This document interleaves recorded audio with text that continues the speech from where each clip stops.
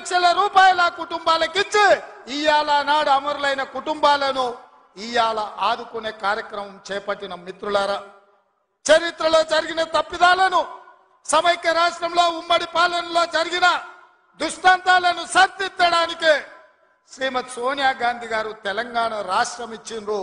ఆ ఇచ్చిన తెలంగాణ రాష్ట్రంలో ఈనాడు ఇందిరమ్మ ప్రభుత్వాన్ని మీరు తెచ్చుకున్నారు.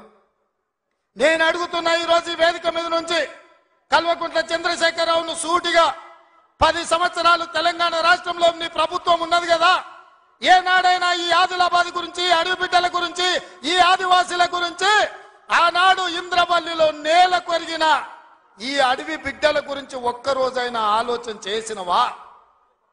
ఈ కుటుంబాలను ఆదుకోవాలి, ఈ కుటుంబాల ఆత్మ గౌరవం నిలబెట్టాలి అని ఏ రోజైనా నీ మంత్రివర్గంలో చర్చించడమా అని నేను అడుగుతున్నా.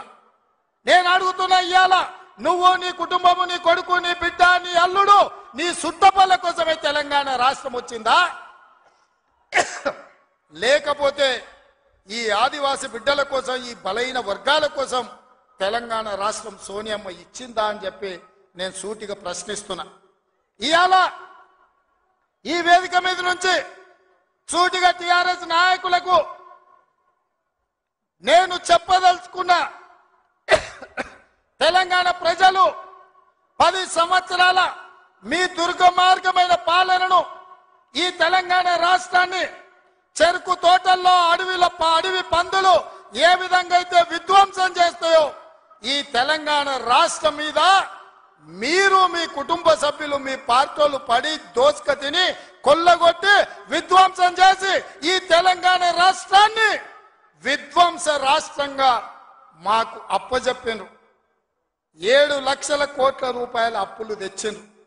మరి 7 లక్షల కోట్ల రూపాయల అప్పులు తెచ్చిన మీరు ఆనాడు మేము కట్టిన కడెం ప్రాజెక్టు కూలిపోతుంటే మరమ్మతులు చేసిండ్రా? ఈ ప్రాంతంలో సదర్మాటు ప్రాజెక్టు కట్టాలి అని అంటే సదర్మాటుకి ఏమన్నా నిధులు ఇచ్చిండ్రా? ఈ ప్రాంతంలో అడవి బిడ్డలుండే గూడాలకు రోడ్లైనా వేసిండ్రా? ఈ అడవి బిడ్డలకు మిషన్ భగీరథ పేరు మీద 40,000 కోట్ల రూపాయలు దోసుక తిన్నారు. తాగడానికి మంచినీళ్ళు ఇచ్చిండ్రా? ఒకవేళ మీరు ఈ గూడాలకు మంచినీళ్ళు ఇచ్చుంటే ఇవాళ మా మిత్రుడు బట్టి విక్రమార్క గారు 60 కోట్ల రూపాయలతోని మళ్ళీ గూడాలకు తాగడానికి నీళ్లకు నిధులు ఇవ్వాల్సిన పరిస్థితి ఎందుకు వచ్చింది అని చెప్పి నేను ఆ సన్నాసిని నేను అడుగుతున్నా. నిజంగా నేను అభివృద్ధి చేస్తే నాగోబా గుడికి 7 కోట్ల రూపాయలతోటి ఈ రోజు మేము కార్యక్రమాలు తీసుకోవాల్సిన పరిస్థితి ఉంటుండేనా? ఇవాళ గూడాలకు రోడ్లు లేని ప్రాంతాలకు 27-28 కోట్ల రూపాయలతోటి ఇవాళ రోడ్లు వేసే అవకాశం మాకు వస్తుండేనా? ఇవాళ ట్రైకార్ ద్వారా చదువుకునే పిల్లలకు తరగతి గదులు లేకపోతే 10 కోట్ల రూపాయలతోటి ఇవాళ తరగతి గదులు, ఆదివాసి బిడ్డలు చదువుకోవాలి, ఐఏఎస్లు ఐపీఎస్లు కావాలి, ఈ రాష్ట్రాన్ని దేశాన్ని ఏలాలి అని చెప్పి ఇవాళ 10 కోట్ల రూపాయలతోటి తరగతి గదులు మేము నిర్మించినాం తప్ప నిర్మించడానికి నిధులు ఇచ్చినాం. ఒక్క రోజైనా ఈ బిడ్డల కోసం నువ్వు సమీక్ష చేసినావా అని నేను అడుగుతున్నా. ఎంతసేపు నీ బిడ్డలు, ఎంతసేపు నీ దోపిడి, ఎంతసేపు నీ ఫామ్ హౌసులు కట్టుకోవాలన్న ఆలోచన తప్ప నీ కొడుకుకో బిడ్డకో ఉద్యోగాలు ఇవ్వాలి, పదవులు ఇవ్వాలి, ప్రజలు బండకేసి కొడితే మళ్ళీ శాసన మండలి సభ్యత్వం నీ బిడ్డకు కవితకిచ్చినవు తప్ప తెలంగాణ ఆడబిడ్డలకు చదువుకున్న పిల్లలకు ఉద్యోగాలు ఇచ్చినవా అని నేను అడుగుతున్నా.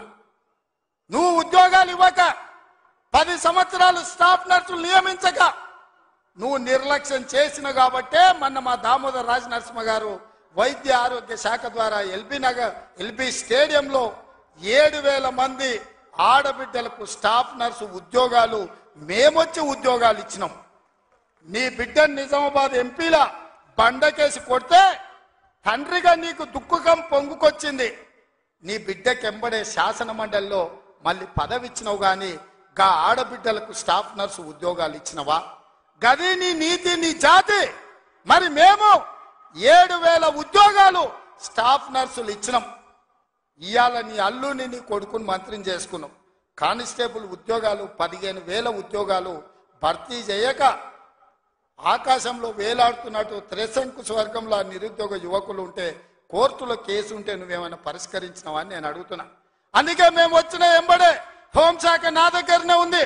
డీజీపీని ఇతర అధికారులను పిలిచి సమీక్షించి వేలాది మంది నిరుద్యోగ యువకులు ఈ రోజు నిరుద్యోగులుగా అమీర్పేటలోనో లేకపోతే అశోక్ నగర్ చౌరస్తాల్లో దిల్సుఖ్ నగర్ చౌరస్తాల్లో ఇంటికెళ్ళి తల్లిదండ్రులకు మొహం చూయించుకోలేక నిస్సారంగా జీవితం గడుపుతున్నారు. వాళ్లకు ఉద్యోగాలు ఇవ్వాలని కోర్టుల్లో ఉన్న కేసులను